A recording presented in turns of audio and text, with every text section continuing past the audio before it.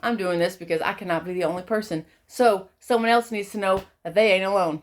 You're not alone. You are not alone.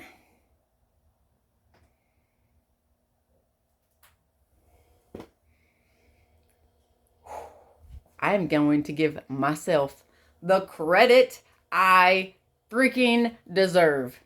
That is what I'm going to do. I'm going to give myself the credit I deserve so that you can give yourself the credit that you deserve if you are in my position. If you are in my position.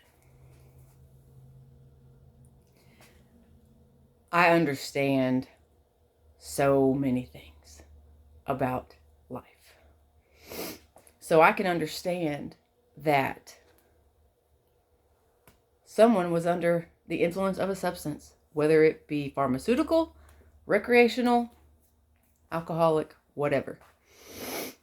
I understand that. I understand that that alters them. That does not take away the happening that occurs. So I can understand that.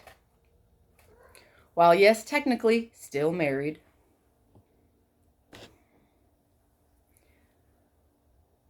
I was someone's caregiver. So I was responsible for the well-being of another person. So, me being the understanding, empathetic person that I am, I took in the whole situation. Okay, I could make him sleep on the couch or on the couch bed. I could do that. But I know all of his medical difficulties. I know everything about that. I know that that would absolutely kill him. That would hurt him on so many levels. I can't do that. I don't want to give up my room and my bed because I could also go and sleep on the couch or the couch bed. But if I do that, I am being in the energy of two and then one person that I just cannot be around energetically. Like the feeling that I get when I'm around them, I cannot do that and try to go to sleep at the same exact time. So yes, even though I had realized, hey, I like women, we are not together on a relationship level, romantic level, I'm still willing to share this bed with you.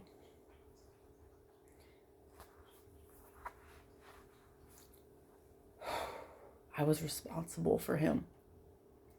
I was given this role by doctors. I had a list of things that he could do, a list of things that he couldn't do, and all of it was legally done.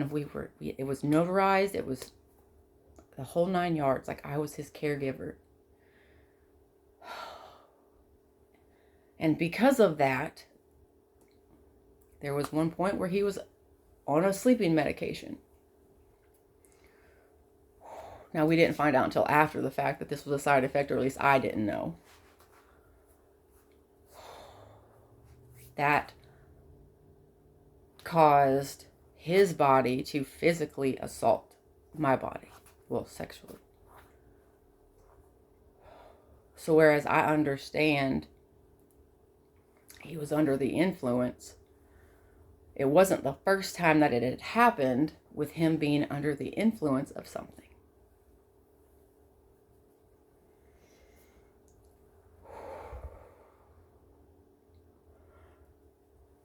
So I was doing everything that I was told to do by professionals. And no one around us understood that and accepted that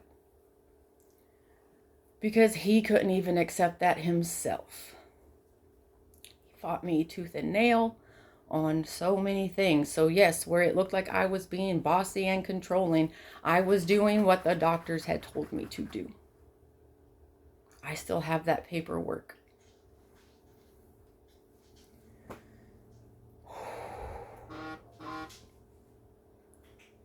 With all of that, on top of him admitting to me that he was my predator and that he had stalked me before we even started dating, even knowing all of that, I put that to the side when it comes to our kid. Because everyone says, having a father is important. So that's what I do. I allow them to have a father. And I know that I can't control him or force him to do anything. But I'm giving myself the credit for doing all of that civilly, and as civilly as I possibly can. Because at the end of the day, he is who he is to me. Yes, he is still their father. So I'm going to allow them, for as long as they want to be a part of their father's life, I'm going to allow it. But I'm giving myself that credit.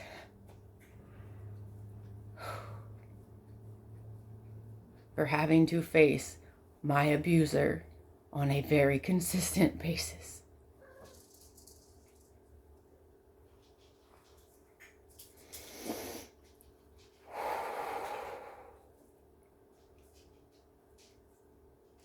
So you may not like me, you may not like the rules that come with being a part of my life, but you're damn sure going to respect me, because man, the strength that I have to pull.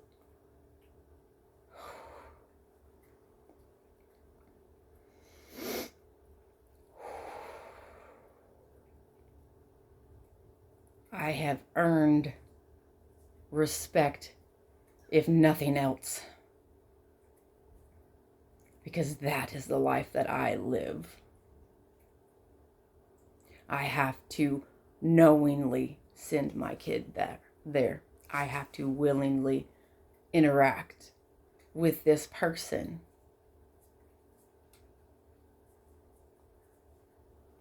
We do not always know who we are getting involved with when we get involved with them. And what I have pieced together with a lot of therapy and healing and is that any of my serious relationships had severe core connection with my father.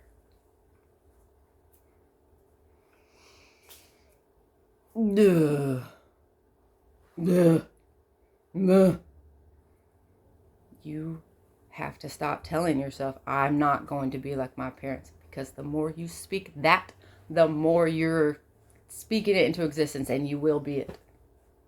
Unknowingly, unmeaningly, like you don't mean to. You want to be anything but them. But it's who you end up with until you do the inner work. You have to have boundaries. You have to have self-respect. You have to love yourself. Because guess what? Sometimes you are lied to by the people who were supposed to tell you the truth the most.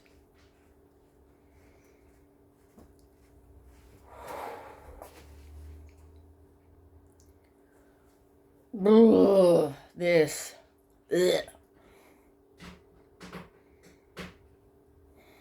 So if you're going through the same thing, I see you. I understand. It sucks. But we got it. Like, we can do this. We can still do it. It sucks. It hurts. It's not fair. That's the one thing we were ever told ever. Life's not fair. Yes, you're right. You're right. Life isn't fair, but you didn't have to make it unfair for us. You could have showed us a little fairness, a little kindness. You could have been soft for us, so we had somewhere to be soft in a hard fucking world. The world was expensive. We weren't expensive. Treat your kids better.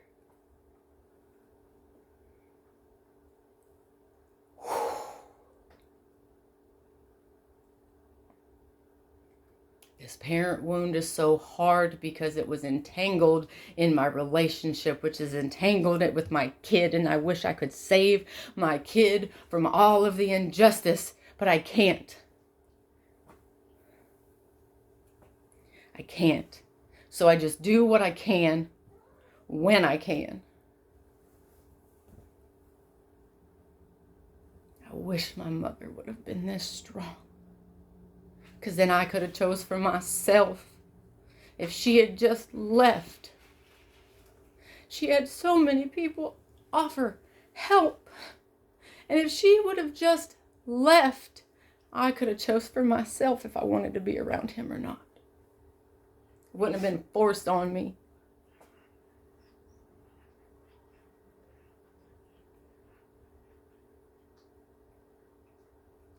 Because the only reason my kid goes is because they want to.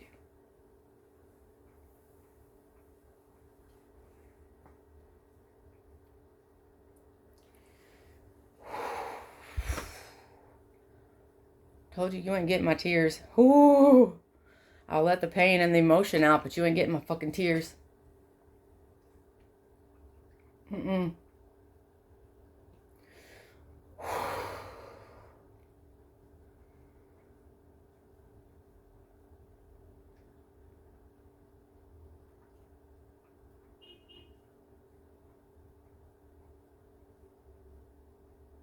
And no, I would not choose this life again. No. Simply due to the fact that my kid don't even want to be here. So,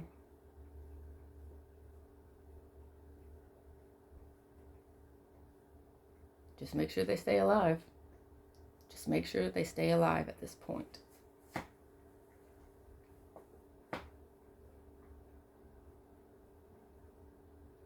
So yeah, I wouldn't. If this is the outcome every single time, I would not do this life again.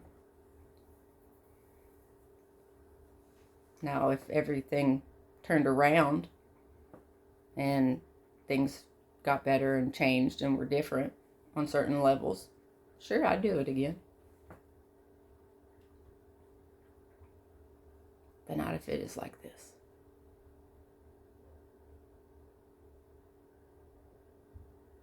Which is why I'm so glad that I have rebuilt my own life. Because I'm going to make it the best and happiest and safest place ever. I still understand that side of it, though. I still understand that side of it. All I can do is pave a better way forward. I can't do anything to change the past. And it's not on me to do any of that work. All I can do is plant seeds. All I can do is plant seeds.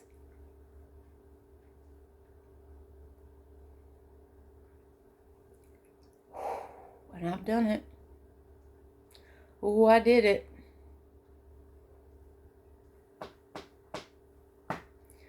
Whew.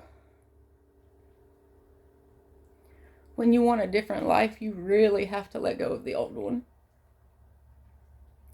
When you are finally ready for a new life, you really, really have to figure out who is coming with you and who is staying in that old life, because you cannot bring that old life with you. You can't. You want to, but you can't. You can't. You don't deserve that. It doesn't belong in the new life. If you are truly dedicated to wanting and living a better new life, you have to let go of that old one. You have to let go of that old one.